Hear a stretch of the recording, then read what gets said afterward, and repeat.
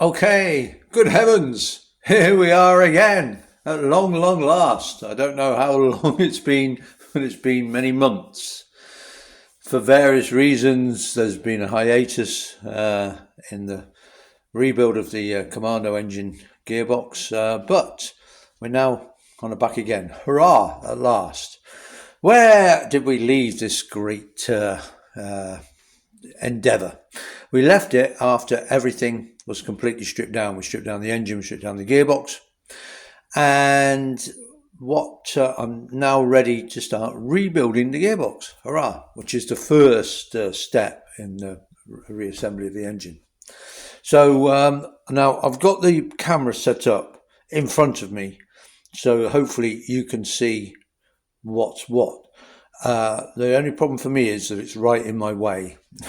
So I'm kind of looking at the camera, trying to see what I'm doing. I'm behind the camera.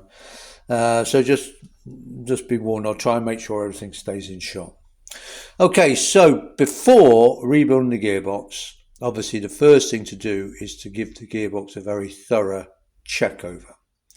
So that means checking the gears, the actual gears, any chipped or broken teeth, checking that things are flat, that are true, there's no wear, there's no breakages, etc., etc.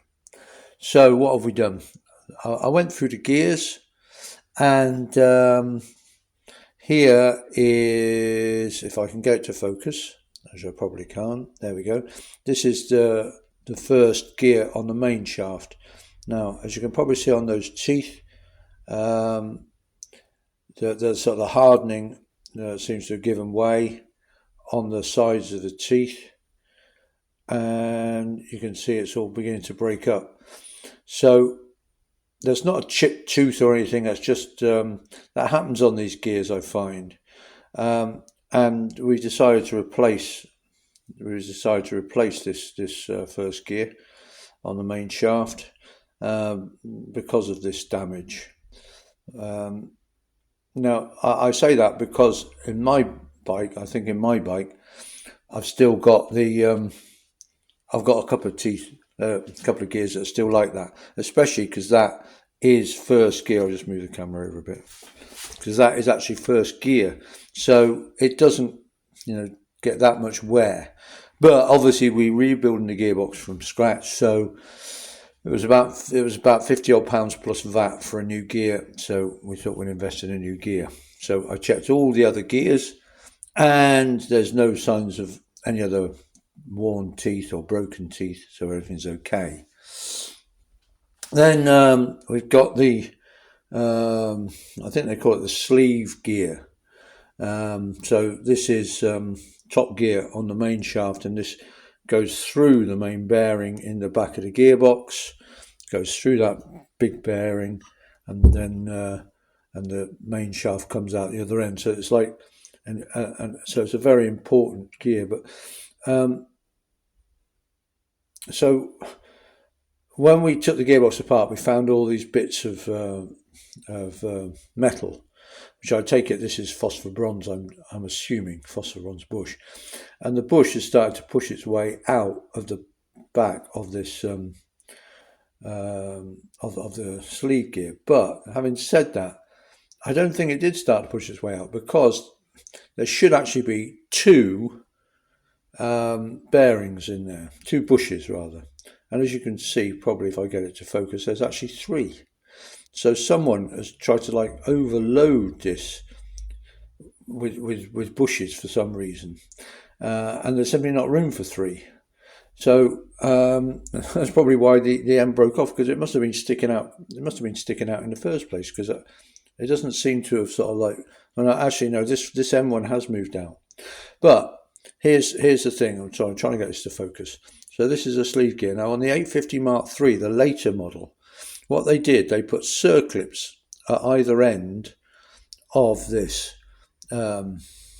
sleeve gear to make sure that these bushes didn't slide out, because apparently it is known for them to sort of work their way out.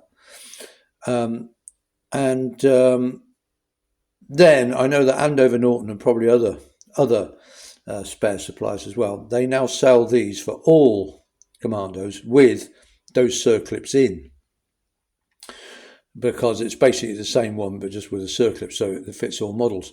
But I've looked at this, and of course, look, there is a circlip in this one, right? Whoops. So this must be, try and get the focus. Sorry, I can't get manual focus. I don't know how to do it.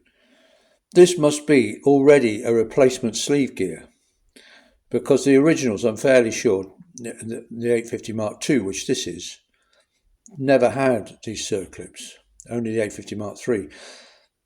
But as I say, you can now buy them with a circlip. So that's got a circlip in. So if someone's bought a new sleeve gear, put a circlip in, then try to stuff 3 bushes down, which obviously is too many. And so there's no way that they could get the circlip on the other end. So what I'm going to do is, and we'll do this on camera later, I shall be attempting to drive these. I'll take this circlip out and we'll drive the 3 bushes out and then replace them with 2 and put a circlip, because I'm sure there will be a groove there, because I'm fairly sure that this is a replacement. So there should be and so we'll put the circlip at this end as well as that end to make sure that in future the 2 bushes don't come out. Just while I remember, and also this is the main shaft, so we've checked the main shaft for straightness as far as I could, and it seems fine. And then there's this circlip. Oh, I better get it right. That goes on. Goes on the end of the main shaft. And you have to sort of destroy the circlip. Again, we'll be covering this when I rebuild the gearbox. But it's not like a circlip, it's like a bit of, like a proper circlip, it's a different type. You have to start pull it open to get it off. And then obviously I buy a new one when we put it back. I just mention that because this little circlip that's on the main shaft and holds the couple of the gears on, I can't remember which 2, is not in the parts catalogue. Okay, but obviously it's pretty essential. But we'll be replacing that. But again, these we'll be going over that when we do the rebuild. Then I've checked all the bushes in the gears, and one thing to note is that on second gear on the main shaft and 3rd gear on the lay shaft, they have these bushes in which I'll try and get this to focus. Come on, please. Now you can see it's got oil holes in it. These bushes aren't just plain; they've got holes in. And I don't know if I can get it to do it, but there we can do it. If I can get it to focus. Come on, please focus for me. Go on. This bush actually spins inside the gear, so it's designed not only to spin on the shaft, but to spin inside the gear. The other, let's see, the only other bush we've got, I think, is on, what's this, 1st gear, is it, on the lay shaft, and that's just a normal bush that's pushed in and sits there and it's nice and tight. But these 2, they're designed, they've got holes in and they're designed to spin. So, and they seem fine. What else did we check? Then I checked at the cam plate that there were no teeth or anything broken on this sort of gear there, and that they're using glass. I put this down to check that the plate was flat, wasn't bent, and above all, you're checking for wear on these grooves, because it's these grooves that the selector forks mount into. Okay, and if this groove's worn, then obviously it's not telling the forks, it's not guiding the forks in exactly the right position. Okay, so you're looking for wear there. This seems fine, but that's another thing that you're looking for wear there. Then we're looking for wear on the actual forks themselves, and I think these are fine. Okay, I've had a look. There's a normal bit of wear, but not enough wear to justify replacement. So you've got two forks and you want to check for wear on them. Then what else? Then you've come to the actual shell, gearbox shell itself. So the first thing I checked was wear in these two bushes. Okay, don't know how well you can see them. Okay, you've got these two bushes that protrude into the gearbox, and one holds the cam plate. Okay, now obviously this goes on the inside, this, but I'm just putting it on the outside to show you. And one holds the butterfly quadrant. Okay, and you want to check for wear on them, because again, if there's any wear, then again, everything becomes sloppy and you're going to get a bad gear change. You want everything nice and tight but smooth. I've also checked that all the gears slide on the shafts, because obviously as the gears are changed, they're slid along the shafts, and if they don't slide smoothly, again, you're going to have a notchy, stiff gear change. So they don't want to be sloppy, but they need to slide nicely along the shafts, and so check for that. Along obviously with the straightness of the shafts. Then then at the back of the gearbox, that's where you have the two main bearings. So let's have a look. So I've got a brand new main bearing for the main shaft, and then we've got an uprated lay shaft bearing. So this is a roller bearing rather than a ball bearing. You see there's rollers in there. Okay, and that's what I call a top hat. For obvious reasons, it's a top hat bearing. So that will go on the end of the lay shaft, and then this bearing goes here on the right, and you'd be mad not to uprate. If you're rebuilding a gearbox, you'd be mad not to uprate to a roller bearing for the lay shaft, because it's a known weakness. Okay. Obviously, I'm replacing all the bearings as a matter of course. Well, obviously that lay shaft bearing you'd have to uprate anyway, but the main shaft bearing, etc., they're all being replaced because we found the metal from this bush in the bottom of the gearbox. So that will certainly have got into the bearings, and it won't have done them any favours. So it would be silly not to replace the actual bearings. Okay, so I've checked most of the gearbox, and then, of course, about the last thing I did was to check the gearbox shell itself, because they are prone to cracking. They can crack. If you look down, see if I can get some light on this, you can see how narrow the bridge is between the two bearings. And you see, I don't know if you can see that, it's probably about a millimetre, or less than a 16th of an inch. This where the two bearings are next to each other. Okay, and it can crack, especially anywhere around this big main bearing for the main shaft. Now I'm going to see if I can show you this, and I probably can't, but I then discovered that indeed this is cracked. I'll see if I can get it to focus, because the angle, yeah. If you look at that little bridge between the two bearings, I'll try and put my finger on it from the inside, if I can find my finger. There it is. There. Oh, what have I done there? I'll put the bloody casing in the way.